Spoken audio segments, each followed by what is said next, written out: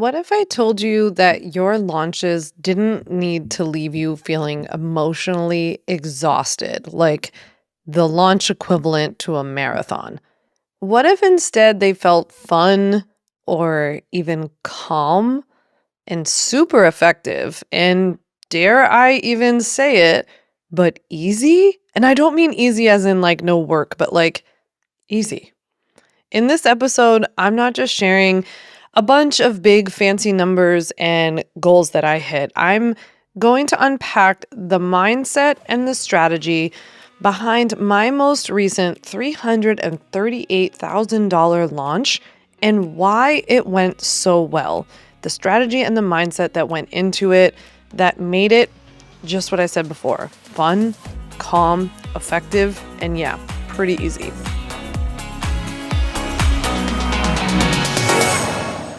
So it was Friday, February 14th, 6 a.m. on Valentine's Day, and I woke up and did what I always do right away. I made coffee. The cart closed for my big sale in a little over 12 hours, and I was getting ready to head to Vermont for the next week. But here's the thing: by the time I woke up at 6 a.m. on that cart close day, we had already made over $300,000 just since Tuesday. So I sipped my coffee, make my breakfast, took Hudson for a walk, of course, and headed off to the gym without honestly thinking about work at all. After the gym, I got ready for the day. I worked for a bit from a coffee shop. I created some future content, wrote my email for the next week, and I ended my Friday afternoon when I always do at 3:30 because I go off to get my medical massage to help my neck after having had brain surgery. After I get done with my massage, I go home, I get ready, we take Hudson for another short walk, and then Ryan, my husband, and I, we head out to dinner. And when we get home a couple of hours later, I'm like, oh yeah, I forgot. The lunch ended a few hours ago. I checked the numbers with a lot of curiosity and excitement. I still get excited about this stuff, just don't get that excited. I brush my teeth, I do my skincare routine, and I went to bed. I woke up on Saturday morning being like, that was cool. Not because I'm not proud of what me and the team accomplished or anything like that, but honestly, at this point, it's just another day at the office. So you might be wondering what lets me be so chill about even talking about a launch like this, of this magnitude, this way. But I would actually argue that being this chill is what allows me to have launches that are this big. I think that what makes these launches so successful and what we're going to unpack in a lot more detail today is like one part mindset, right? Because you have to see challenges or like selling opportunities or creating a product, building your funnel, starting on a new platform to you, anything like that as an opportunity. Like you have to go into this stuff with a mindset of curiosity and like this is something you're excited to tackle and you're excited to make it better over time. That has been one of the greatest, keys to my launch success or sales success in general is just not putting so much pressure on like, this is the one big launch I have to do, or this is the one big sale opportunity. Like, this is something I'm going to work on over time, right? So it's that mindset. Plus, I would say one part detachment and working on my identity, like not attaching my identity to my income or my business success, not attaching myself even to an outcome, not being like, this is the only thing that makes this launch successful, and like deciding it's in some number or something that maybe is outside of my control. Another part of it is the strategy. So much of what we're going to talk about today, I won't lie, we have a really good strategy that, not only that happens during the actual launch itself, but that happens in the months and days and weeks in between. And I would say that it's kind of like if all of these things, if mindset, detachment, identity, and my strategy were all ingredients in a stew, it's kind of like they all come together to make the incredible, rich flavor of a stew when they've all been tended to and they've been allowed to simmer for a long time and meld together, just like a stew, right? But if you tried maybe any one of these things in isolation, not that great. right? Or if you tried your stew only after simmering it for 5 minutes, not that great. It needs time to build flavor, right? So much of what we're going to talk about today is like, I want you to visualize like pulling all these things together. There is no one secret. There's no one like, if you structure your email exactly like this, then you will kill it. You'll have an incredible launch. No, it's going to take you pulling all of these levers. Working on your mindset, working on detaching from outcomes, working on not identifying only as an entrepreneur or with the outcome of your, results and stuff like that. Working on your strategy, being a great marketer, being a good copywriter, like knowing which marketing levers to pull, which I think is my secret sauce, right? That you're going to work on doing all of these things and you're going to work on them all kind of at the same time and over time. And together, that's what's going to lead to a really good launch or even just a successful business in general. Okay, now before we hop into the 4 insights that I want to share with you of the things that I learned in, building up a $338,000 launch and like why I think we were even able to do that, I want to give you a very quick launch recap of the launch that I'm talking about. So this was my most recent launch for the Ultimate Bundle, my signature program that gives you all the DIY legal templates you need, the trainings you need to start an online business legally, and then of course support from me. And so this is my number 1 bestseller. It costs about $2,000 depending on, whether people purchase a payment plan and they get an upsell and all of this kind of stuff, but that's roughly speaking about how much. So this was the launch that I just held at the very end of February, actually mid-February. It lasted for about 4 days. It only included 1 live webinar, okay? I used to do like 3. I don't do that anymore. So I do 1 live webinar because what I'm learning is that, for one, giving people all the choices kind of like overwhelms and exhausts them. But for me, it also makes it very difficult to plan the sale part of a launch because like timing wise, it just gets all like kind of messed up.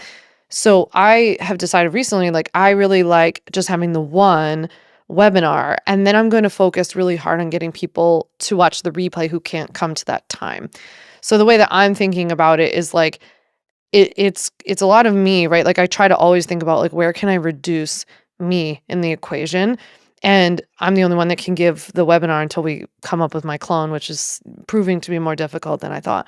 So we reduced it to the 1 webinar thinking, okay, if the odds are if somebody can't make this one, me randomly picking, for example, I used to do a second one later in the day. Like most of the people still couldn't come to that one. So it was just kind of like me splitting myself, like doubling the amount of work. When really, if I could just do the webinar early, then I can just focus on getting anyone who couldn't come live to watch the replay. That has become a huge part of my strategy. And so if we don't talk about it again, make sure you hear me loud and clear that like the replay part and going down to 1 webinar or 1 live event and then really just focusing on getting people to watch it again, or to watch it at all, it is key, right? So I only hosted the 1 live webinar as I have now for maybe the last 2 launches. We had 4,065 people register for the webinar. A lot of those people came from my email list because I have 47,000 people on my email list, but you have to remember that includes customers, people who have already attended the webinar, people who don't need this kind of thing, all of that. So we got 4,065 people to register, probably from that email list, from organic content that I post on social, YouTube, Substack, everywhere else, Instagram, and then also ran paid ads on Meta platforms, so on Instagram, Facebook, and the like. So that's how we got the 4,065. We had what is probably a pretty low show up rate for us even. I think this is a bit low for us. And I tend to not have super high show up rates, which I have some working theories about, but we only had about 18% of the people who signed up show up live. Now, again, remember, because I've gone down to this one live webinar strategy, a lot of people sign up knowing that they can't attend live. And I spend a lot of time in my marketing encouraging people to sign up regardless of whether or not they can come, because I know that either I will get them to watch the replay, or they don't need to watch anything, they just want to buy the bundle, or now they're just going to be on my email list and I will get them the next time. So that's kind of the way that I think about it, is like I just need them to sign up for this thing so I get them in the door. So we only had that show up rate of about 18%. But here was what was crazy about this launch that we have not experienced in previous launches. So for the people who signed up, who then came live, almost 11% of them purchased on the webinar. That was huge. That was a huge, huge conversion rate.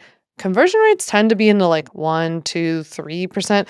We often push 5 and 6, which is like, that's also extremely high for industry standards, but it was super high on the webinar. One of the things I always do is play with things to give away if people come live, if people purchase while they're on live. So you can always offer some sort of like incentive or bonus for people coming there. It's kind of a double whammy, because on the one hand, it's a great thing to offer to get people to show up so you can improve your show up rate. And two, for the people who are there to take quick action, who, the way I think about it is like, if they're already there, they're probably pretty hot, in terms of leads. So that's the way I think about it. This time, this really worked. One of the things we gave away for a certain number of people who bought by a certain time and all that was a signed copy of my new book, When I Start My Business, I'll Be Happy. And that turned out to be a very enticing bonus. Okay, so I want to keep going with this recap and the launch so we can get into the goodies. So remember how I said I really emphasize the replay? Well, I'm very happy to report that this time I had 1,000 people watch or listen to the replay, which is a lot. So that's a lot. You might think, okay, you got 4,000 people sign up. That's not that crazy because not that many people showed up live. But getting 1,000 people to watch the replay is still pretty big. And what I find in my business, in my experience, is that I don't even always need people to come to the webinar or watch it or watch the replay in order to purchase. What I offer is pretty straight up. It's needed. If you know you want to start a business, if you know you need legal templates, you need the ultimate bundle. So it's not always required for people, but I worked hard to get people to watch that replay.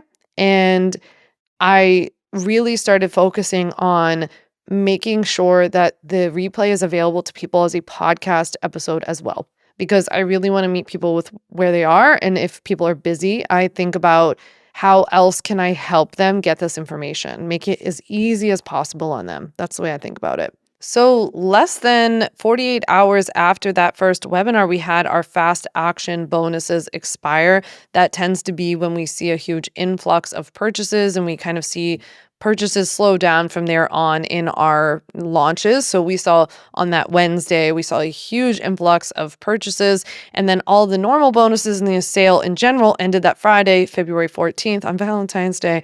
And we saw fewer sales on the last day this year than we do normally, which I actually just heard the other day is a trend that a lot of people are experiencing who run sales similar to the way I do. That's also why I go in so good with having really good fast action bonuses and on webinar bonuses and like all that kind of stuff, because I know that it's just most important to strike while the iron's hot. So in the end of these 4 days, because basically the webinar was at the end of the day on Monday, so people had from like Monday evening till Friday evening to purchase, we sold over 160 ultimate bundles. I think it actually ended up being quite a bit more than that, because often what happens is people sneak in a day or two after the sale ends because they were away or sick or something like that. And we also had a 46% conversion rate on upsells. So these are those, the digital product equivalent to the chewing gum being at the checkout of your grocery store. So it's a little something that's an easy, quick reach, usually an easy, quick win that they can add on at checkout. They range from $97 to $197. And so that 46% conversion rate on the upsells was a huge, huge revenue boost. So all of that to say, that's what led us to make over $338,000 in those 4 days. Okay, so let's get into the top 4 insights I had from this launch. Insight number 1, it's not what you do during a launch, it's what leads up to it. In other words, it's what you do between launches. If you've read any of my stuff, heck, if you've read my book, you know that I talk about how those periods in between launches, like that downslope kind of in between a roller coaster, is the most important time. I think that by the time the launch comes, it's kind of too late in a sense. And so it's really about focusing on those between times. I also want to make sure you know that as we're talking about launches today, and I am in this case talking about a traditional live launch, something that comes with a webinar, you do it over a series of days, whatever. This, like everything I'm talking about today, can be applied to any other kind of launch, any other kind of live event. And it can also be applied to like what I call sprints. So, like times in your business when, let's say, you take 2 or 3 weeks and you're going to focus on one offer that you have and really try to increase sales for it, right? So, you can apply everything I'm saying to that. You don't have to do these kinds of launches if you don't want. So I know that in general, no matter how you're doing it, you want a successful launch or a sale. But what you really need is to actually refine your marketing strategy and simplify your business systems. So a lot of people think that successful launches come from the launch itself, right? Like I mentioned earlier. But the truth is that big launches are built in the boring months, the months between the launches, or the months when you're not launching, the months leading up to a sale. It's sort of like bringing an orchestra together. Like I think of it this way, right? There's all these different instruments. Like I was talking about earlier, there's mindset, there's strategy, there's messaging, there's visibility. Like there are all these things. And you couldn't just throw like your orchestra people all in a room together and just yell like play, like everybody just play, right? That's not how it works. It takes time to like, there's a whole reason there's a conductor. I kind of think of you as your business's conductor, your launch's conductor, and like you're getting better at learning when like, if I can visualize the conductor like waving her hands in the air and thinking like, I need more drums, like I need more of the violin, like I need more of this thing, right? And you get better and better at actually like tuning in to what's going on in the launch or in your business, in your marketing, even in your industry and in our industry, right? As in the online business industry of being like, oh, I'm really seeing this thing work or not work anymore. It almost takes you being that conductor and really paying attention and becoming attuned to what's going on around you in your business to pull it all together. It's really not just about setting up a thing and like forgetting about it, right? What do you do in the boring months that lead to these big launches? Well, for one, I kind of take a 1-2 punch approach. So months before you're going to launch something or put something on sale, you should be planning that launch or sale, right? Months and months in advance. And then at the same time, you need to be really focusing on what I call your discovery strategy in your marketing, right? So you need to be thinking about how can I get as many new people in here as possible and familiarize them with me and my product without selling, like straight up selling, unless you want to, but without selling to them straight away, right? Just getting them familiar with you, knowing, liking, and trusting you, and knowing what it is that you sell so that you kind of reduce some of the friction by the time you go to offer this thing for sale. So they're not like, oh, wait, what is it that you sell? What do you do? Like, oh, I didn't even know that you were a lawyer who sells legal templates. Like, no, no, no. By the time we get to the sale, my people know I'm a lawyer who sells legal templates, who helps people legally establish their businesses, and they know that the ultimate bundle is what I'm known for, and that generally speaking, this is what it includes, right? So I'm focused on that discovery strategy of getting these new people in there and familiarizing them with who I am and what I do. More than anything, I focus on building my email list because that's then going to be the primary place where I'm going to sell to them, right? So it's kind of like, I want you to think of this time period, these boring months in between the launches, like you're inviting people into a room where you're going to hold a big party. But right now, we just need to pack the room. Like just get as many of the right people for the right party. So like, if you're holding a dance party, make sure we're getting people who like to dance. You know what I mean? So you want to get all of these people in the room. And it's like, imagine they come into the room and they start seeing maybe some advertising. Maybe you have somebody teaching some dance classes. You're like starting to familiarize them with some different moves, and then at the end, you're going to hold like a huge dance party that brings it all together. That's the way I think about launches. So for us and what we do, the way that I think about this, as I always say, all roads lead to the email list. So in these down months, I always think about what is, the way that I can get, if I'm creating content or doing something, how can I get these people onto my email list? I prioritize that in the forefront of my mind, in the forefront of my strategy.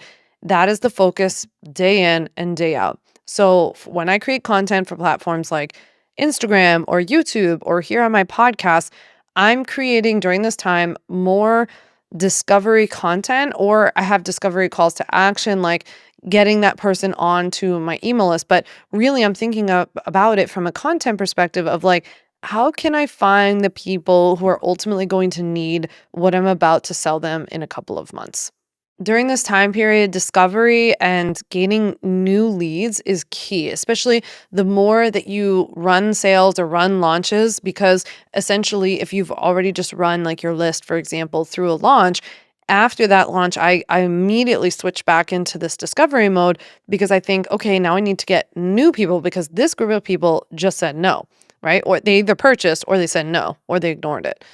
And some of those people who said no, they said no because it wasn't the right time, so they will purchase the next time. Some people said no and they will keep saying no. And so I need to find new people. I need to replace essentially the people who just purchased it. Essentially, I'm looking to go out and find new and more people who are just like the people who just bought in my last launch. So it's this constant cycle of like discovery. So getting organic content out there, running ads, maybe even, or even, not paid ads, but like collaborations and shoulder opportunities where you're audience borrowing and just getting yourself advertised in front of other people, new people.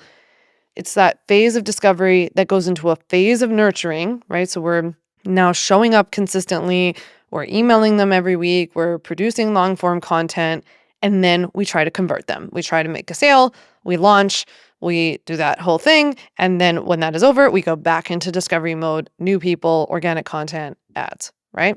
So it's just this like really cyclical thing. During these boring months, I also nurture my email list a lot and I nurture my current audience a lot on every platform.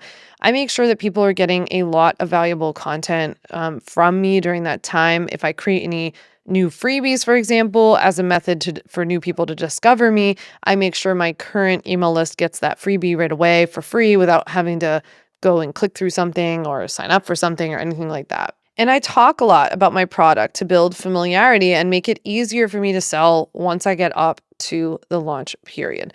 So that's insight number one. It's really not what you do during the launch. I honestly believe that the success of a launch is made in those months leading up to it.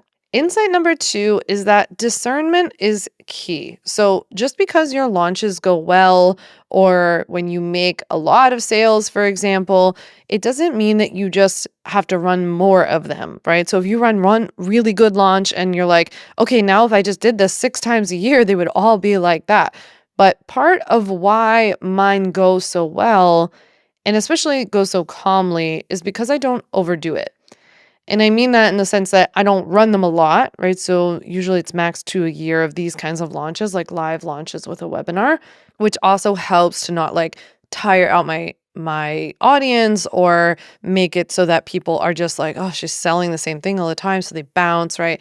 And I work hard to get enough new people in, like we just talked about in insight number one, that by the time I launch again, there are a lot of new faces for me to launch to, which is why those boring months are so key. But I also don't overdo it from a place of the actual launch itself. Like, I keep my launches very simple. Over the years, I've found that the launches didn't need to be nearly as long as I used to have them. I think that it not only tires out your audience, but I can also understand why it tires you out as the creator, which then makes it hard for you to show up with like sustained positive energy the entire time. And so the way that I think about it is like, for me, for example, 5 days is like a nice solid time period where you open something on Monday, you close it on Friday, and I can sustain my energy for that entire time. I also know now what works and I hone in on that. And I do repeat that, which we're going to talk about in insight number three, about like there's a certain level of repeating, but also improving.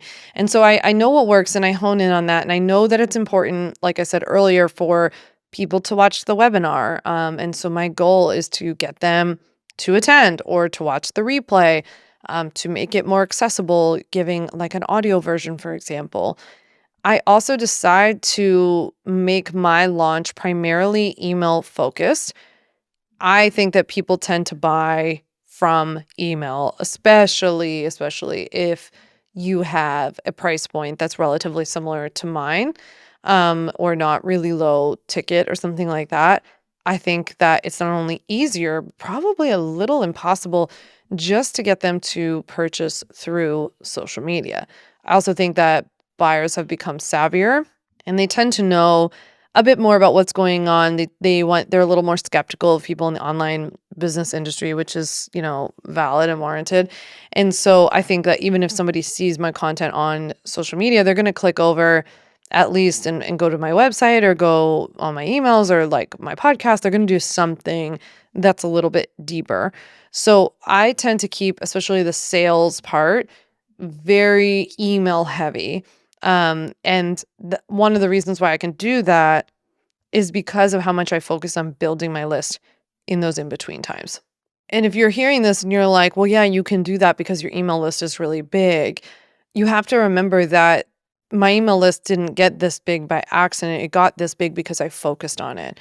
And so if we always maintain that attitude, the email's not going to get any bigger, right? So that's why we need to like simultaneously be focused on tightening your marketing strategy to make sure that all roads are leading to the email list as much as possible so that you have more people to sell to when your launches come.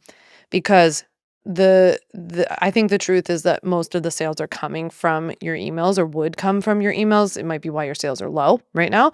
And so we need to get more people there in order to sell to them.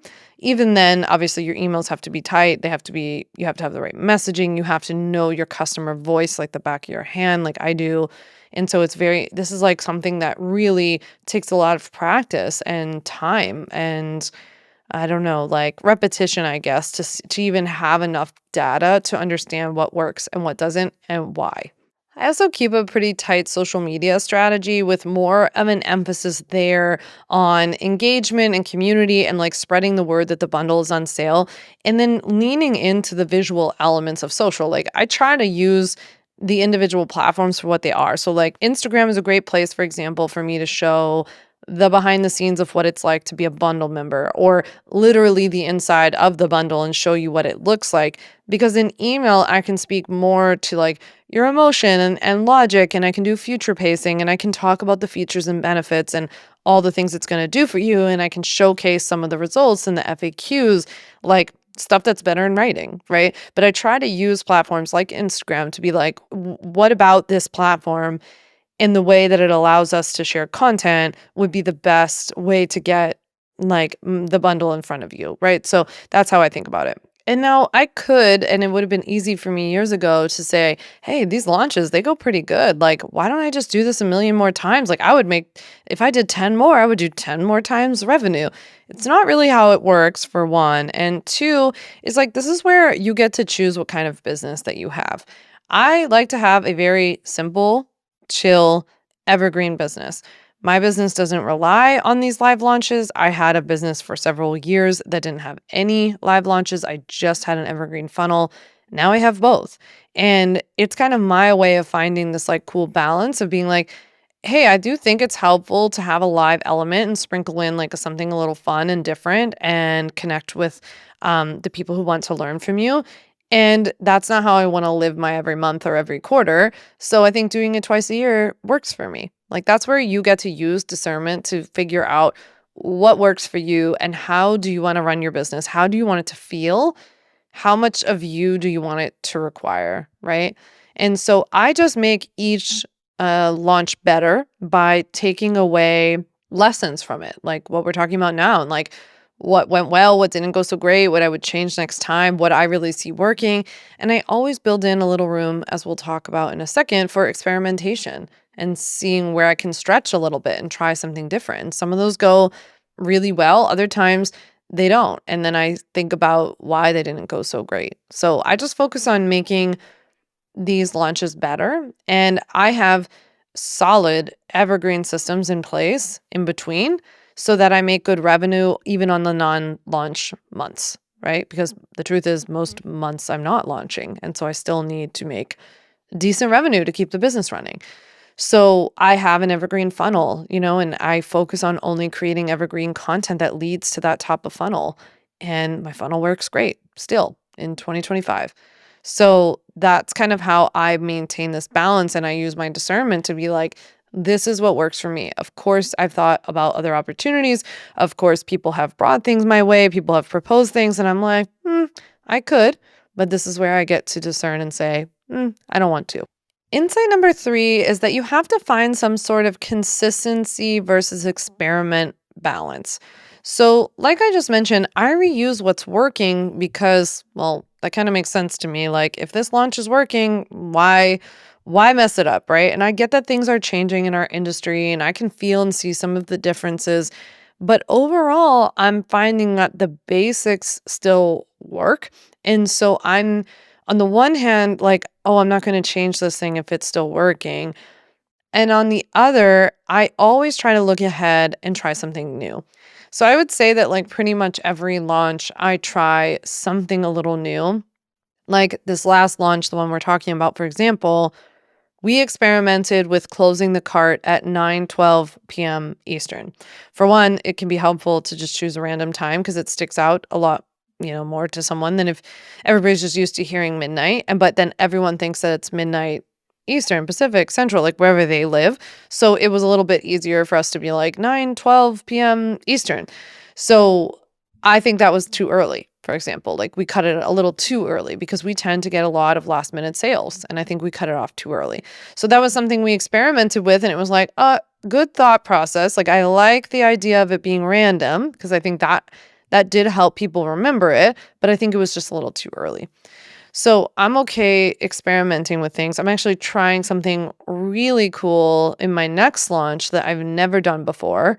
So you'll have to send me a message on Instagram and let me know if you want me to report back on how it goes. I can't really tell you what it is yet because it has to be an experiment and I have to see how it goes first.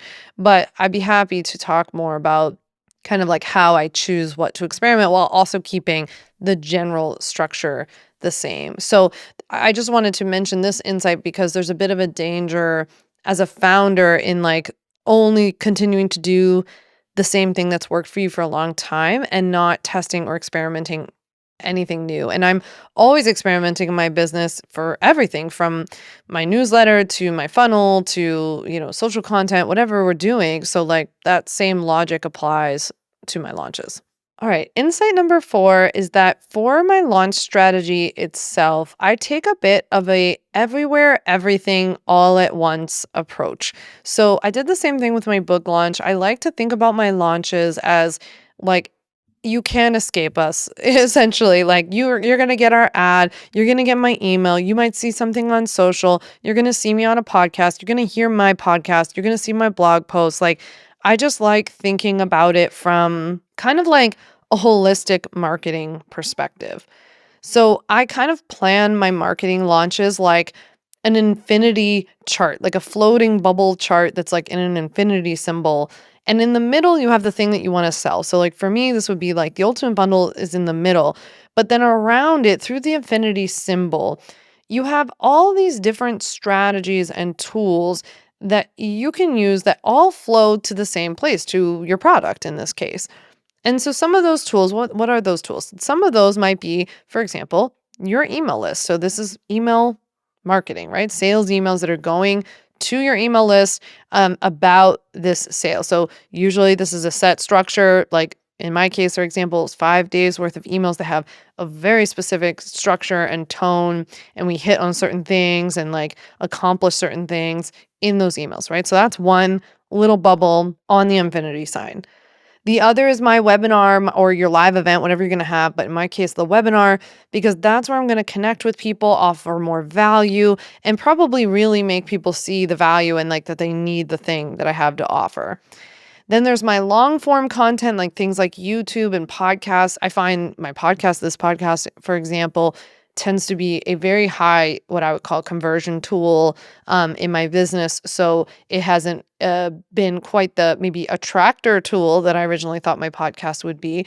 But my podcast has nurtured my current audience enough that I see huge returns on then who ends up purchasing from me or maybe wanting to buy my book or some other thing, right? So I focus on that long form content.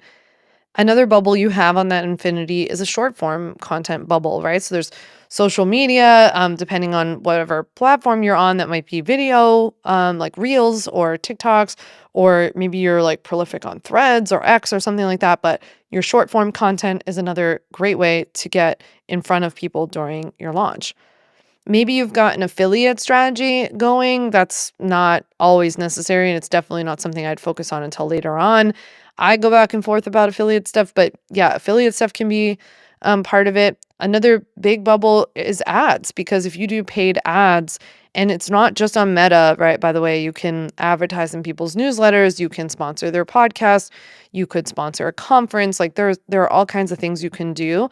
But ads are a great way to get in front of other audiences. And so the way that I think about it is like I look to people who I know my audience probably also consumes content from, and I try to advertise in their newsletter or on their podcast because, again, I'm thinking of this everywhere, everything, all at once approach.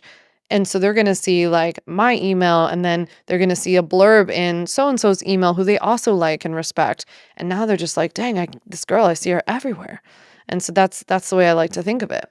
Last but not least, the other part of your, the bubble on this infinity, everywhere, everything, all at once approach could be either influencer outreach, depending on what kind, if you have a product, for example, you could send them something, or it could be like shoulder collaborations, like maybe you go on a little bit of a podcast tour and you ask that your podcast episodes all get released on this week, that your product is going to go on sale, or the week before your product's going to get on sale, so that you create, you have some new eyeballs in your community before you run a launch.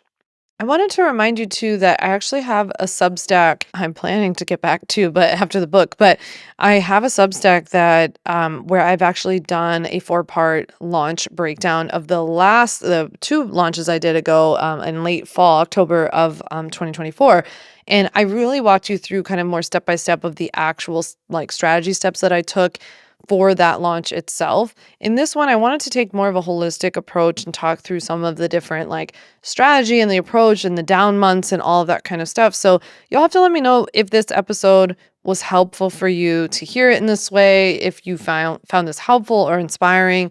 My DMs on Instagram are always open at Sam Vander Wielen, or I would love for you to hit reply and send me an email. I'll go ahead and drop a link in the show notes down below to my Substack so that you can read that 4-part launch series as well if you find that helpful. And I also want to go ahead and drop a link down below to make sure you get my weekly newsletter, Sam Sidebar. It's my free newsletter that over 47,000 of your online business peers get every single week in their inbox, filled with my insights and tips on how to build a profitable and protected online business. So just click the link down below to get my weekly email starting now. With that, I thank you so much for listening. I've missed podcasting lately. Podcasting is like my favorite thing to do in my business. So I hope that this episode was helpful. I can't wait to hear from you and what you thought. If you think a friend would find it helpful, go ahead and forward a link to this episode to them now. With that, I can't wait to chat with you next week. Thanks so much for listening to the On Your Terms podcast. Make sure to follow on Apple Podcasts, Spotify, or wherever you like to listen to podcasts. You can also check out all of our podcast episodes, show notes, links, and more at samvanderwielen.com/podcast. You can learn more about legally protecting your business and take my free legal workshop, 5 Steps to Legally Protect and Grow Your Online Business at samvanderwielen.com. And to stay connected and follow along, follow me on Instagram at samvanderwielen and send me a DM to say hi.